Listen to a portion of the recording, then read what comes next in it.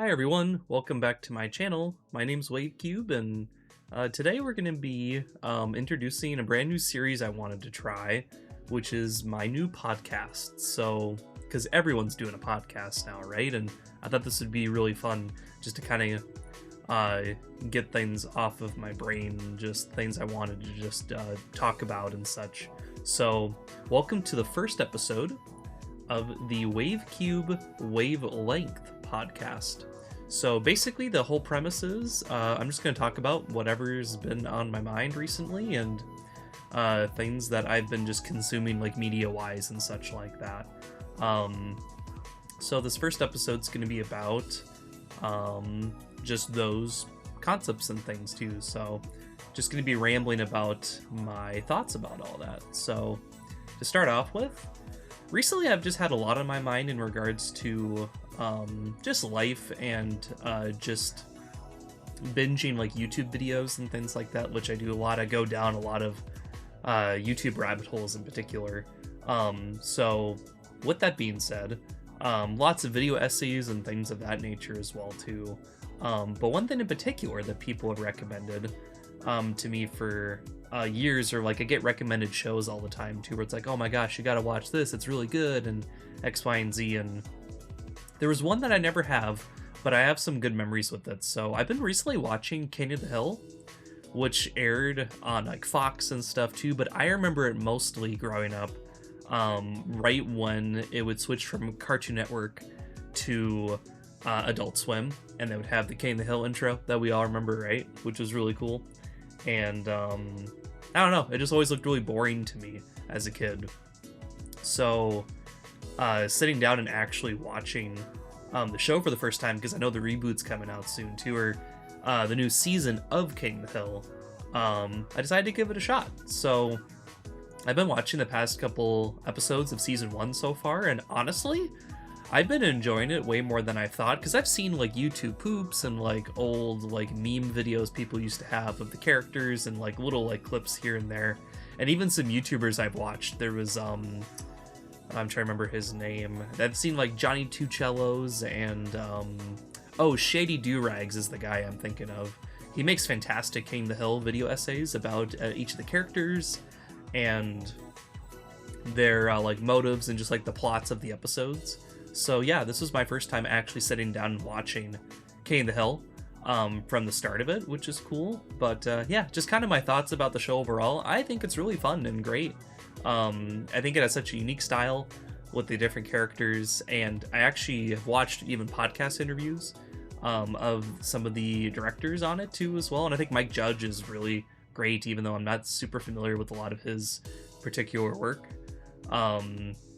Phenomenal voice cast, and I love voice acting and things like that too, so hearing Mike Judge and all the other characters is great. Pamela Adlon, I really love as Bobby. I grew up with her when I used to play the Pajama Sam games as a kid, so that was really cool, alongside like Peggy and Luann and some of the other characters. Yeah, it's just really solid. It's people, I think, look at it that it could be a boring show or it's too realistic, but I think that's what makes King of the Hill stand out, and I think the humor is really something you can appreciate more, I think, as you get older, and is really funny. I think Boomhauer's lines in particular are just great, just the different like mumblings that he has and stuff too, which is cool. But yeah, I just like the dynamic of like the Hill household of Bobby and Hank and everybody else too, which is cool, and just like their little jokes and dynamics. And yeah, I think it's hard to pick a favorite character so far, but Dale always seemed really interesting because I would see like all the memes he would have too, with like pocket sand and stuff. So it's really funny seeing him. Also, it's really sad, unfortunately, when he passed away, the actor for him, a few years ago, alongside John Redcorn and some of the other actors, sadly. But yeah, I'm getting really excited for this new season, and I'm probably going to go through the whole series, I think, at some point. And if I do, I'll mention it in this podcast or whatever. But yeah, so that's kind of been my thoughts so far, I think, about this series. It's been really fun. I really like the characters, and their dynamics are really cool. I think Bobby's hilarious, and just like the very just dry nature of the characters' dialogue and stuff too is really charming, and super sharp and comedic writing. I'm usually not super crazy when it comes to a lot of different shows in the sense of it has to always be like a super serialized series, because I feel like a lot of shows now have to feel like they have to fit that mold. And even for a lot of shows for me growing up, I love the episodic stuff too, but I also do appreciate the more serialized stuff. I think having somewhere more in the middle is what I really appreciate. It's a case-by-case basis generally, but for just a fun, just kind of sit down, relaxing show, I think King of the Hill is really nice, and I'm really enjoying the characters again so far and things like that. But yeah, just kind of rambling about my experiences there too. I've been just been seeing more and more people talk about it when I've been going through my binges and stuff too about the show and things, which is cool. But yeah, so that's some of my thoughts about King of the Hill so far. Super funny. I like the episode where let's see, what was the episode about when they first introduced like Cotton for the first time, and even some of the animation looking a bit rougher, but that doesn't particularly bother me that much. I like the dynamic between Bill and Hank and all of his friends and things like that too. That's pretty fun. And just I like just even just how very close-minded Hank can be, but he has his moments of like opening up sometimes too. He can be very stuck in his ways and things, and I think that's really funny. It adds for a lot of really fun and solid comedic moments throughout the show, where his ignorance and things can really be taking the best of him sometimes too. And yeah, just like, and like Peggy and things too. I really like Khan's family too when they first introduced them in that episode. That was great, because I really like his wife's character, Ming. She's Lauren Tom, who's been incredible. She's been in so many of my favorite shows. I really love her as like Jinx and Teen Titans and things like that. But yeah, so that's just kind of a lot of things I've been picking out with the show. But yeah, I don't know. I think that's kind of a lot of my general thoughts that are coming to mind right now about King of the Hill. I'd love to hear about your guys' experience with these things I talk about today, and King of the Hill in the comments as well too, and could spark up a conversation, or maybe help me remember things about the show or my experiences I didn't think to bring up. But yeah, that was one aspect I wanted to mention. I've also been, while I've been going through YouTube videos, getting reminiscent about certain shows. So I really loved Code Lyoko growing up, and actually I've been catching one of my favorite YouTubers and streamers, Fidel Games Cage.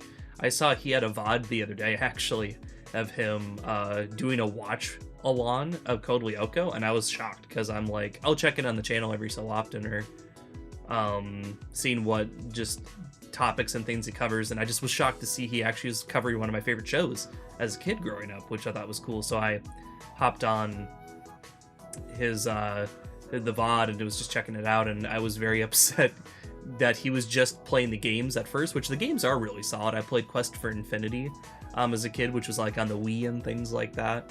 That was really fun. I really loved that particular game because of the just the faithfulness to the show, and it picked up right as where the show was at the time of when it came out, around season 4, and even had a whole section dedicated to fan art, which I thought was really fucking awesome, where the creators really cared about the community, and the Code Lyoko community was insanely strong back then, and even still has remnants of that today, with the community talking about the show and like their different like fan artworks and cosplays, and that's what I just love about community and things of that nature, to where these fans can come together and just get excited about something that they grew up with and can share that joy and passion with other people.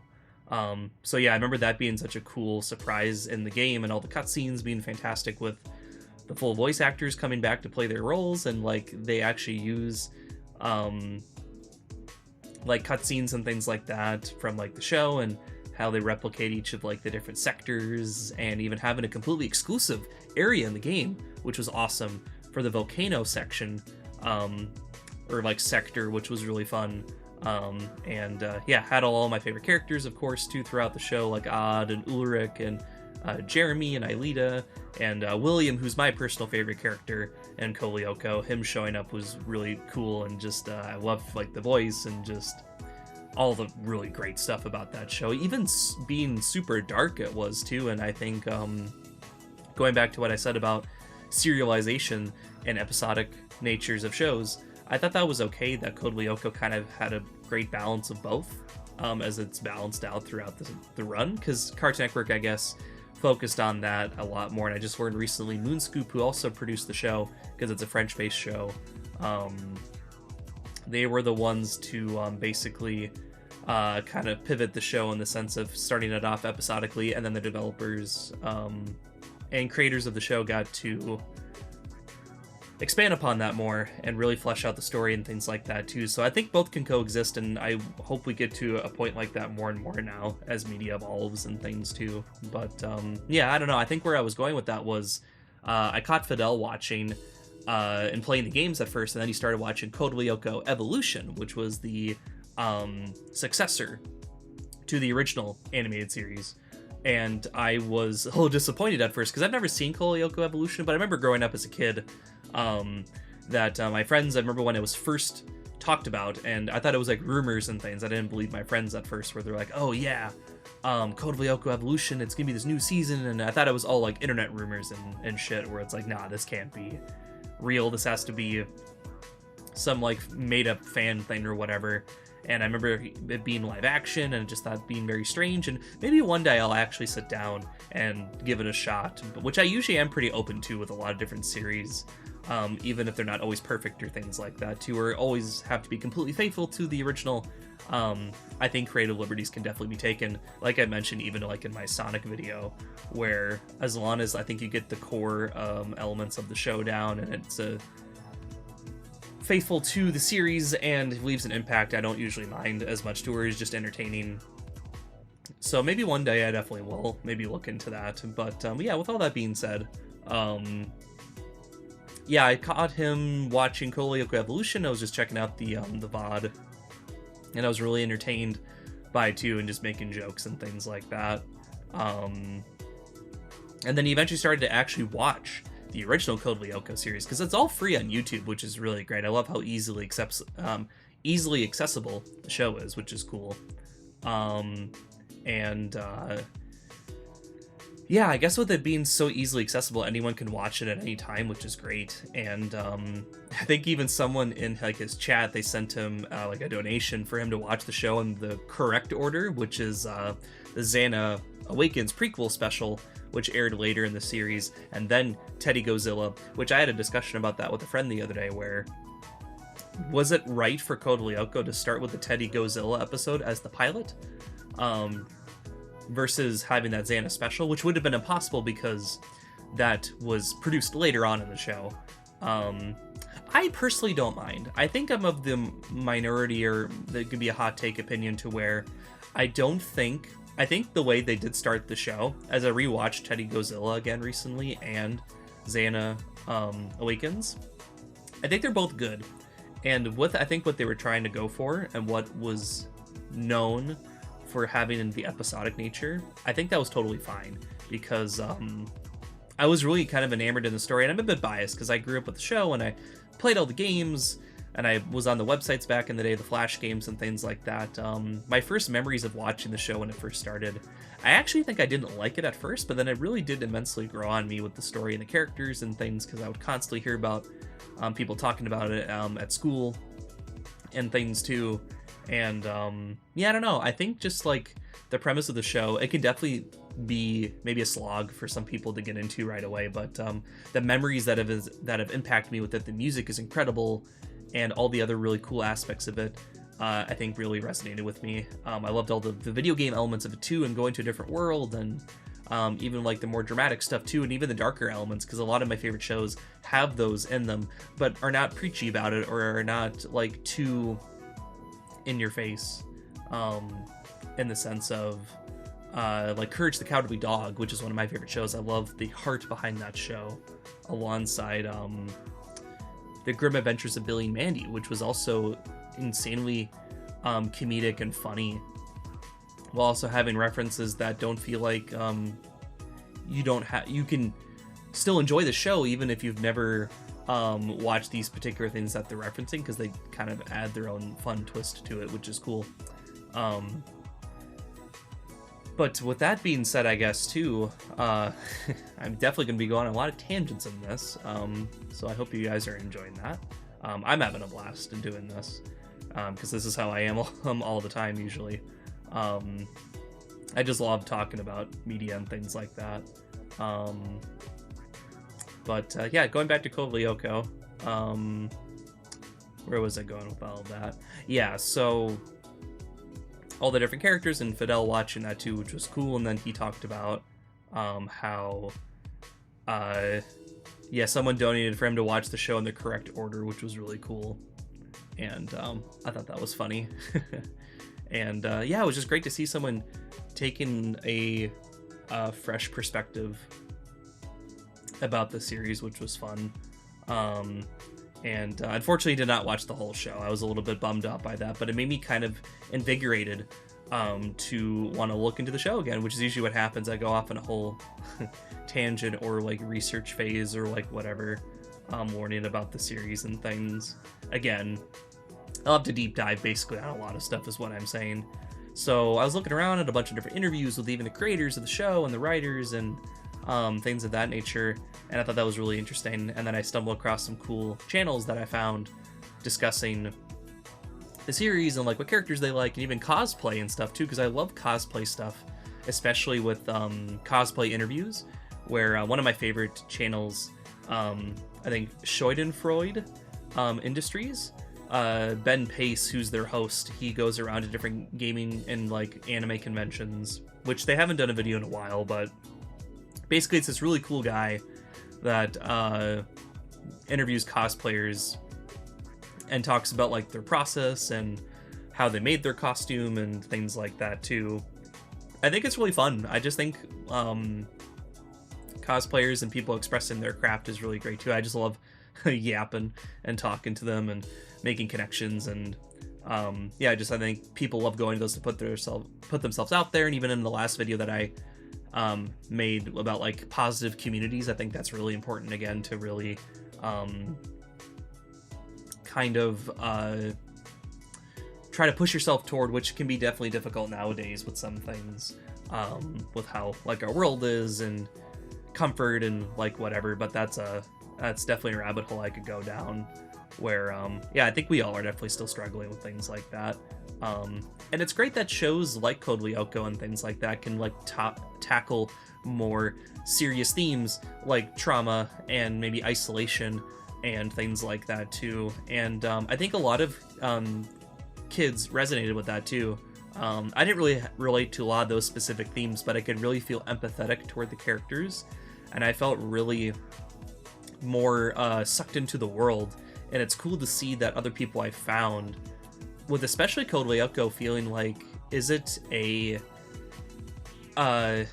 popular show still? Do people still even talk about it? I saw someone describe this very well, where it's like, it was a very popular show in the 2000s, and then the community still is strong in a sense, right? And you see all the old forum boards and Flash Games and Cartoon Network and how they all advertise this, right? And with the last season, maybe some people not feeling as satisfied about, or certain character arcs or things like that too. And I don't know, I just think that was really interesting, where they had an idea in the sense of it was a very popular show at its time, but now it still feels incredibly niche if it ever would come back again. And in my opinion, I think I would be cool either way. I think it's a fantastic show. I think there's a lot of elements they could still expand upon, even in video games too, and the show within itself. I don't know how likely that'll happen though too, with the creators and pitching around to networks and Moonscoop, and I believe not having the rights anymore and it being a different company, or like it's just a lot of corporate stuff, unfortunately, that kind of comes in the way of creative visions of this too. Maybe a Kickstarter or something like that could happen one day, who knows. The fan base for Code Lyoko is incredible. I've met and talked with lots of really cool people within the space. I've even had like the toys and stuff too. If you guys remember Toy Wiz, which was a website that still is around, I believe, where you can buy like cards and things like that too. And I'm a big Yu-Gi-Oh fan, so I used to get some of my cards, or I would check the website so I could figure out what cards were in each booster pack, which was cool. And I used to get my Code Lyoko toys from them growing up because I couldn't find them, I think, anywhere else. And unfortunately, I don't know where they are now. And I've looked on eBay recently because I was curious, and it's like, holy shit, these are really expensive, which is wild. But yeah, just in general, the idea of Code Lyoko kind of transcending through time, no pun intended, return to the past now, all that stuff. It's I don't know, it's cool. It's uplifting if they do decide to continue it, and if they don't, I completely understand. I think it is in a great pocket of time to where I think it had a really solid run. I think it had a really nice and I think satisfying enough conclusion for me, but especially for people that love the lore and they want to have more answers and questions resolved. I totally get where people are coming from. Even the comics and things too. I heard like Code Lyoko like Chronicles and even Quest for Infinity that played around with some of the elements of season 4 and tried to expand upon some things with the different writings and stuff, which was cool. But yeah, I don't know. I think it's just fun just to talk about different series with different people, and I just really enjoyed that kind of stuff, basically. But yeah, no, I can't say enough good things about Code Lyoko. I think it was an incredible show. Great. I love the dub. I know people are like, oh, the English voice cast is cheesy, and I love all the characters. I love Jim and Odd, Ulrich, Jeremy, everybody. It's really funny hearing them in different projects and such. Jim being voiced by Rayman is really funny to me, and other characters and stuff. But yeah, so I think that's really cool, and I love the environment and even like all the music stuff. I think this is one of my favorite things about Code Lyoko. It is one of the best series in terms of its musical score, because honestly, for a lot of cartoons and things too, the music I don't think always really resonates with me personally. Like, it's solid, like it's good background music, but like people never talk about in TV shows or cartoons, especially sometimes. It's just the intro, right? Everyone remembers the intro of a show, right? Code Lyoko included, which, because it's incredible. And it's awesome to see that the show not only had a great intro, but the overall score was memorable and actually impactful. Even more so, that added to the tension of the scenes. And you can have tension-fueled music, which music doesn't have to always be completely important all the time for me to enjoy something. But if it does, and it hits just the right part of my brain and it elevates it, I think that's really special. And I think Code Lyoko nailed that incredibly. Each sector had it just because it felt like a video game, and it felt like really impactful, where each sector that the Lyoko warriors visit has a different theme, which really kind of adds to the world and just felt lived in and things like that, which was pretty awesome. But yeah, I love that part about it. And just yeah, just the twists and the turns, and I don't want to maybe spoil too much about it, but I mean, at the same time too, if you haven't seen it, I'd highly recommend checking it out. It's a lot of fun, and some people have said, oh, it doesn't age very well, or it came out in the 2000s, so it feels really cheesy, or X, Y, and Z. I don't know. I'm very forgiving for a lot of shows too. There was just certain ones growing up for me that clicked, and some others that didn't as much, that some people may or may not disagree with, or whatever. I was a big Cartoon Network kid. I think I've mentioned in other videos and stuff too, Nickelodeon and Disney Channel, all that good stuff, which was pretty cool. But yeah, I don't know. I saw someone talking about that recently, and I thought that was really cool, and I wanted to just kind of reminisce, which I do a lot, about some of my favorite series and stuff I just wanted to ramble about, which is pretty cool. So yeah, Code Lyoko, I might pick it up again and start rewatching through it, and even play maybe through Quest for Infinity, which is fun. But yeah, so that's kind of something that I've been deep diving recently on YouTube for stuff, which is cool. Oh yeah, so for games I've been playing, I've been really enjoying Donkey Kong Bonanza. I'm nowhere near finished completing it, but I'm a massive Donkey Kong fan too, and I love the country games, the ones I have played from it, and even the retro games from them, so Tropical Freeze and Donkey Kong Country Returns HD, which I really loved. And Retro Studios are incredible developers, and yeah, so I'm on like the 3rd or 4th layer, I think, in the game for Bonanza, and yeah, Pauline and Donkey Kong's relationship reminds me a lot of Wreck-It Ralph, which a lot of people have been making memes about, which is great, because I love that movie. The second one does not exist, and if anyone talks about it in the comments, I'm going to be very upsetty. It'll be a Men in Black situation to where I will use the memory erasing device, so then no one ever talks about the movie that shall not exist. Only the first one. So, anyways, Donkey Kong Bonanza is a blast, and I've been really, no pun intended, is a really great time so far, and I think the mechanics are fun to kind of just destroy shit, and Pauline singing is great because I really like Pauline in Mario Odyssey, and her songs are cool. It's been really interesting that Nintendo's been replacing a lot of voice actors recently for stuff, which I've kind of been mixed about, because a lot of their business decisions have been actually very mixed about, where it feels very more corporate than I think they usually have been about some things, and them raising the prices of like Switch accessories and things too, and it's just, I don't know, it gets frustrating sometimes when you see people online be like, oh my god, Nintendo does no wrong and blah blah blah, and I'm over here like, people can have their opinions about things. Just because someone's expressing their disappointment with the company doesn't mean that that's going to ruin your experience, and you can still enjoy the thing. It's called not like that stuff affecting you.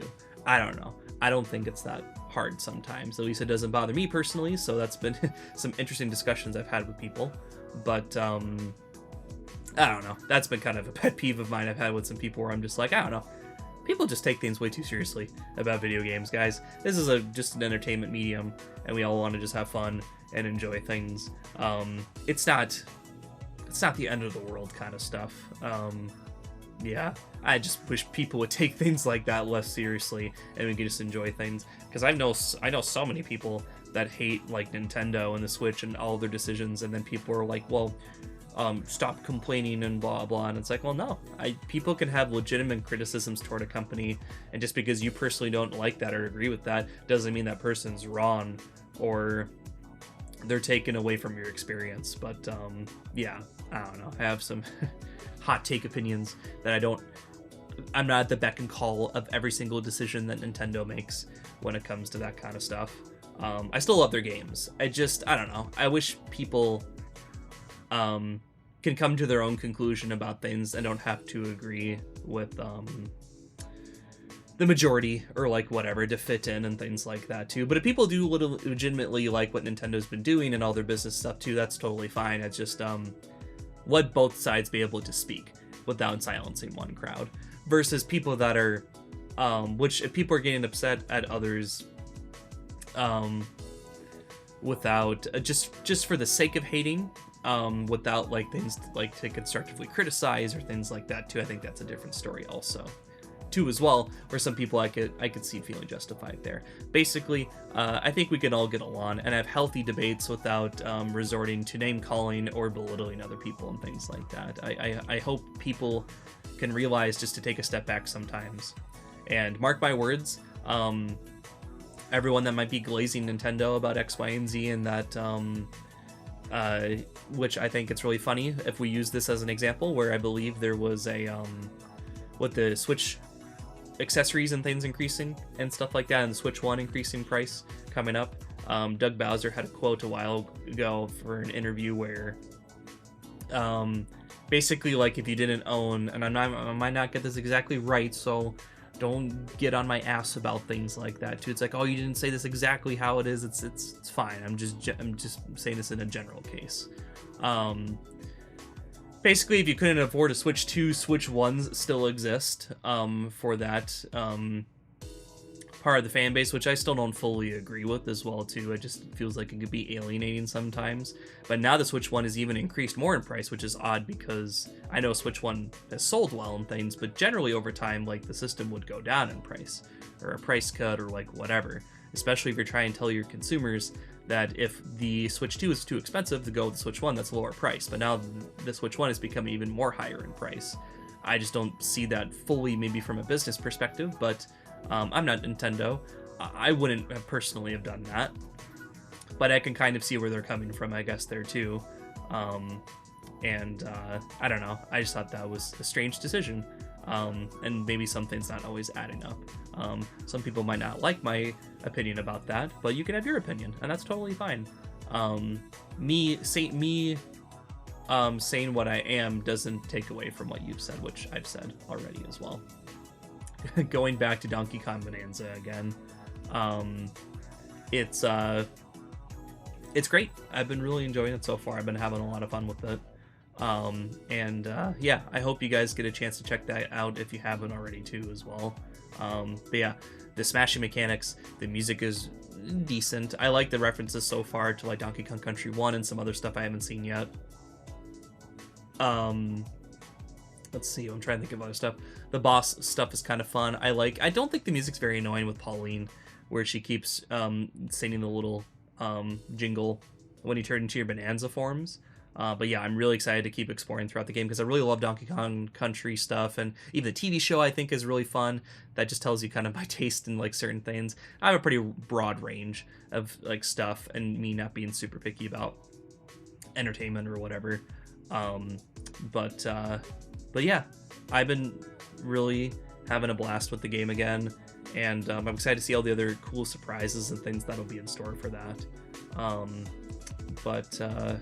Yeah, I think that might conclude my first episode of this podcast. I'm just looking over at the other stuff I've been doing this week, and I think that's the majority of everything. Other than that, I've mostly just been watching like just YouTube video essays about like nostalgia, which I think is really interesting too, and I get very nostalgic, as you guys can probably tell, about different topics and things like that. And yeah, yeah, that's kind of where I've been. And even like watching, I just remember the commentaries I've been listening to for the K and the Hill stuff, which is super great. I love how even the old DVDs were too, where you have like the characters like actually like do a little introduction for you about to watch the DVD, which is fun. I miss that kind of charm again in a lot of old media stuff too, which is great. And like them addressing the viewer, and the commentaries even having like the characters in King of the Hill doing the commentary, and then the actual people who write the show and direct it. I thought that was really fucking cool too. And yeah, it just adds another layer of charm I really appreciate about it. It makes me like laugh or chuckle, and after I watch the episode I'm just like, that was really cool. I really enjoyed that. So yeah, I don't know. I think that's everything I want to talk about. I'm trying to think if there's any other video essays I've been watching recently that I've liked. Yeah, and then just like people talking about old cartoons I grew up with, like Johnny Test. Someone was talking about like that series and like its history. But there's a bunch of other ones. I've watched so many different things sometimes too. I get kind of lost or trying to remember all the different ones. But yeah, those are all the ones I think are coming to mind right now that I can think of. And if other ones do, that can be saved for next episode or whenever I talk about it next. But yeah, I thought this was really fun to give a try. And I hope you guys really enjoyed listening to me ramble. I'm having a blast again doing this too, and having fun just talking about whatever. But yeah, I think that's everything. Thank you guys for watching. Or listening to the video if you just threw it on the background, or like whatever you're doing, which I think is perfect for podcasts and stuff too, which I usually don't listen to podcasts that much anymore too, but I'll check in on some of them so often. Like Amy Poehler's, I remember checking out some episodes and that was pretty funny and stuff too. But overall, I really enjoyed just kind of just shooting the shit with you guys, and just curious to hear your thoughts about your experiences with the topics I talked about today, and yeah, just having that conversation. But yeah, with that, this is the WaveCube WaveLength podcast. I was trying to think of like a funny, like little, like not like catchphrase or like whatever. Like we're on the same wavelength. I guess I could say that or whatever. I don't know. I'm just thinking out loud and spitballing stuff. But I guess that kind of is fun because like I was going for like a little like alliteration thing or something. I don't know. But yeah, no, that was that's the episode I think for today. That's episode 1, and yeah, thanks for listening. And I might make this, I don't know how often of a thing I'll do, kind of like how it is like my slogan on my channel, to where I just kind of make things when it feels right. I think this is kind of fun to do when I just want to ramble about stuff too, and because video editing can take a while and technical issues can come up, and that's not always fun to deal with. But yeah, I always love talking and shooting the shit about stuff, and yeah, I appreciate you guys listening. This was episode 1 of the WaveCube WaveLength podcast, and yeah, I hope you guys have a great rest of your day, and I will catch you around. Take care.